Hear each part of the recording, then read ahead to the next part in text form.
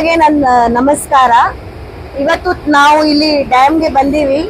Gate number 19 sir ನಮ್ಗೆ explain ಮಾಡಿದಾರ. ಇವರು AEO ಆಗ್ಬೇಕು ಮಾರಣ್ಣ ಸರ್ ಅಂತ. ಅಂದ್ರೆ ಒಂದ್ ಸೈಡು ರೋಪ್ ಕಟ್ ಆಗಿದೆ. ರೋಪ್ ಕಟ್ ಆಗಿ ಅದು ಗೇಟ್ ಕೆಳಗ್ ಬಿದ್ದಿದ್ದಕ್ಕೆ ಡೈರೆಕ್ಟ್ ನೀರು ಬೀಳ್ತಾ ಇದೆ. ಇಲ್ಲಿ ಫ್ಲೋ ಆಗ್ತಾ ಇದೆ, ಡೈರೆಕ್ಟ್ ಫ್ಲೋ ಆಗ್ತಾ ಇದೆ. ಇದು ಫಸ್ಟ್ ಟೈಮ್ ನಮ್ಮ ಡ್ಯಾಮ್ ಕಟ್ಟಿದ್ರೆ ಫಸ್ಟ್ ಟೈಮ್ ಇದು ಆಗ್ತಾ ಇರೋದು. ಈ ತರದ್ದು ಘಟನೆ ಆಗಿದೆ. ಆದ್ರೆ ಯಾರು ನಾವು ಭಯ ಪಡೋದು ಅವಶ್ಯಕತೆ ಇಲ್ಲ. ನಮ್ ಜನತೆಗೆ ಇಷ್ಟೇ ಹೇಳೋದು ಇಷ್ಟಪಡ್ತೀನಿ. ಯಾಕಂದ್ರೆ ಆ ದೇವರ ಮೇಲೆ ನಾವು ಭಾರ ಹಾಕಿದೀವಿ. ಆ ದೇವರೇ ನಮ್ಗೆ ಕಾಪಾಡ್ಬೇಕು. ಜನತೆಗೆ ಏನೋ ಇದು ತೊಂದರೆ ಆಗಲ್ಲ ಅಂತ ಸಾರು ಹೇಳಿದಾರ. ವಿದಿನ್ 2 days ಇದು ರಿಪೇರಿ ಮಾಡಿ ಕಥಾಸ್ಥಿತಿ ಹೆಂಗಿತ್ತು ಅದೇ ರೀತಿ ಅವ್ರು ಬಿಡ್ತಾರಂತ ಹೇಳಿದಾರ. ಆದ್ರೆ ಆ ಜನತೆಗೆ ಮತ್ತ ಆ ದೇವರಿಗೆ ನಾನು ಇಷ್ಟೇ ಪ್ರಾರ್ಥನೆ ಮಾಡ್ತಾ ಇದ್ದೀನಿ. ತಾವು ಎಲ್ಲರೂ ಮನಸ್ಸಿಂದ ಪ್ರಾರ್ಥನೆ ಮಾಡ್ರಿ. ಈ ತರದ್ದು ಅನಾಹುತ ಇನ್ನೊಂದ್ ಟೈಮ್ ಆಗಬಾರ್ದು ಅಂತ ಹೇಳ್ತಾ 2 ಮಾತು ಮುಗಿಸ್ತೀನಿ. ಈಗ ನಮ್ಮ AEO ಸರ್ ಮಾರಣ್ಣ ಸರ್ ಮಾತಾಡ್ತಾರ. ಸರ್ ನಮಸ್ಕಾರ. ಏನಾಗಿದೆ ಅಂತ ಮೇಡಮ್, ಇದು ತುಂಬಾ ಸಂತೋಷ. ಯಾಕಂದ್ರೆ ನೀವು ಇಲ್ಲಿಗೆ ಬಂದು ನಮ್ಮ ವೀಕ್ಷಿಸಿ ನಮ್ಮ ತುಂಗಭದ್ರಾ ಡ್ಯಾಮ್ ಒಂದು ನೀರಿನ ಹರಿವಿನ ಯಾವ ರೀತಿ ಇದೆ ಅಂತ ಜನತೆಗೆ ತಿಳಿಸಿಕೊಡೋದ್ರಿಂದ ತುಂಬಾ ಸಂತೋಷ. ಹಾಗೆ ಇಲ್ಲಿ ಇರ್ತಕ್ಕಂತ ಎಲ್ಲರಿಗೂ ಒಂದೇ ಮಾತು ನಾನು ಹೇಳ್ತೀನಿ. ಯಾಕಂದ್ರೆ ಈ ರೀತಿ ಆಗಿರೋದು ನಮಗೆ 2ನೇ ಬಾರಿ ಅಂತ ನಾನು ಭಾವಿಸ್ತೀನಿ. ಯಾಕಂದ್ರೆ ಈ ಮುಂಚೆ ನಮಗೆ 10 ವರ್ಷ ಕೆಳಗಡೆ ಈ ರೀತಿ ಆಗಿತ್ತು, ಬಟ್ ಸಣ್ಣ ಪುಟ್ಟ ವಿಷಯಗಳು.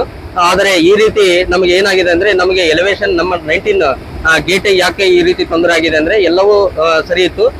ನಮ್ಮಲ್ಲಿ ಸಿಬ್ಬಂದಿ ಎಲ್ಲಾ ರೀತಿ ಸಹಕಾರ ಮಾಡಿದ್ದಾರೆ.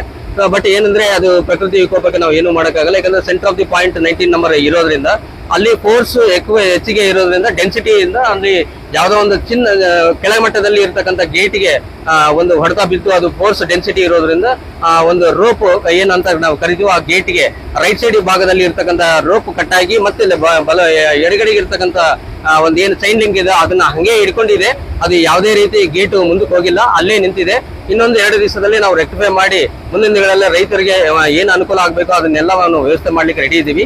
ಅದೇ ರೀತಿ ನಮ್ಮ ಕವಿತಾ ಮೇಡಮ್ ಅವರು ಈಗಾಗಲೇ ಈ ವೀಕ್ಷಣೆ ಮಾಡಿದಂತ ಈ ಒಂದು ಸನ್ನಿವೇಶ ಎಲ್ಲ ಕೂಲಂಕಷವಾಗಿ ಇದೆ.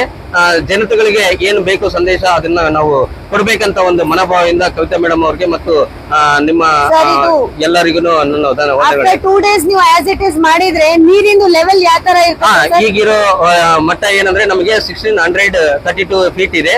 ಆ ಫೀಟ್ ಮಟ್ಟಕ್ಕೆ ಕರೆಕ್ಟ್ ಇದೆ. ನಾವು ಆಲ್ರೆಡಿ 1 ಫೀಟ್ ಹೈಟ್ ಮಾಡಿದೀವಿ ಗೇಟ್ ಗಳನ್ನ ಈ ಮುಂಚೆ ಜಾಗ್ರತೆಯಿಂದ. ಯಾಕಂದ್ರೆ ನಮಗೆ 130 TMC ಸ್ಟೋರೇಜ್ ಇತ್ತು, ಅದನ್ನ ನಮಗೆ ಈಗ 105ಕ್ಕೆ ಬಂದಿದ್ದೇವೆ.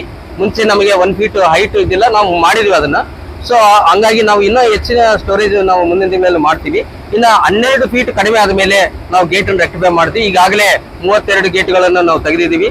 ಅದನ್ನ ವಾಟರ್ ನಮಗೆ ಒಂದು 56-60 TMC ಹೊರವಳ ಮಾಡಿ ನೆಕ್ಸ್ಟ್ ಅದನ್ನ ರಿಪೇರಿ ಆಸ್ ಇಟ್ ಈಸ್ ನಾವು ಕಂಡೀಷನ್ ಮಾಡಿ ನೆಕ್ಸ್ಟ್ ನಂತರ ರೈತರಿಗೆ ಏನಿದೆಲ್ಲ ಅದನ್ನ ಕಾಲುವೆಗೆ ನಾವು ಯಾವ ರೀತಿ ಬಿಡ್ತೀವಿ. ಈಗ ಏನ್ ರೈತರಿಗೆ ನೀರು ಹೋಗ್ತಾ ಇದೆಯೋ ಅದನ್ನ ಏನು ಕಡಿಮೆ ಆಗಲ್ಲ. ಈಗಾಗಲೇ ಏನಿದಾವೋ ಅದೇ TMC ಲೆವೆಲ್ ಪ್ರಕಾರ ಇರ್ತದೆ. ಮುಂದಿನ ದಿನಗಳಲ್ಲಿ ನಮಗೆ ಅನುಕೂಲ ಆಗ್ಬೇಕಂತ ದೇವರಲ್ಲಿ ನಾನು ಪ್ರಾರ್ಥನೆ ಮಾಡ್ತಾ ಈ ಒಂದು 60 TMC ಮತ್ತೆ ಮುಂದಿನ ದಿನಗಳಲ್ಲಿ ಬರುತ್ತೆ ಅಂತ ಒಂದು ಭಾವನೆಯಿಂದ ನಾನು ಹೇಳ್ತೀನಿ. ಈಗಾಗಲೇ ನಮಗೆ ಮುಂಚಿತವಾಗಿ ಬಂದಿರೋದ್ರಿಂದ ನನಗೆ ಏನು ತೊಂದರೆ ಇಲ್ಲ. ಇನ್ನು ಮಳೆಗಾಲ ಮುಂದೆ ಇರೋದ್ರಿಂದ ನಮಗೆ ಯಾವುದೇ ರೀತಿ ತೊಂದರೆ ಇಲ್ಲ.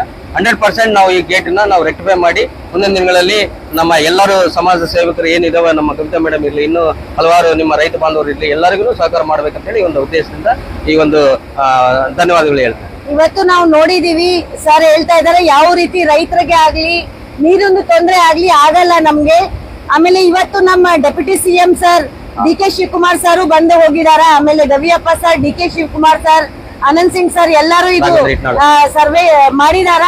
ಅವರು ಡಿಸಿಷನ್ ತಗೊಂಡ್ ನಮ್ಗೆ ಒಳ್ಳೇದು ಸಜೆಷನ್ ಕೊಟ್ಟು ಹೋಗಿದಾರ. ಅವ್ರಿಗೇನು ನಾನು ತುಂಬಾ ಥ್ಯಾಂಕ್ಸ್ ಅಂತ ಹೇಳ್ತಾ 2 ಮಾತು ಮುಗಿಸ್ತೀನಿ. ಆಮೇಲೆ ಮಾರಣ್ಣ ಸರ್ಗೆನು ನಾನು ಥ್ಯಾಂಕ್ಸ್ ಹೇಳ್ತೀನಿ. ಡಿಪಾರ್ಟ್ಮೆಂಟ್ ಇಂದು ಬಂದಿರೋದು ಹನುಮಂತ ಮತ್ತೆ ನಮ್ ರಘು ಅವರು, ಪಂಪ ಅವರು, ಅಭಿಷೇಕ್ ಅವರು ಎಲ್ಲರಿಗೂ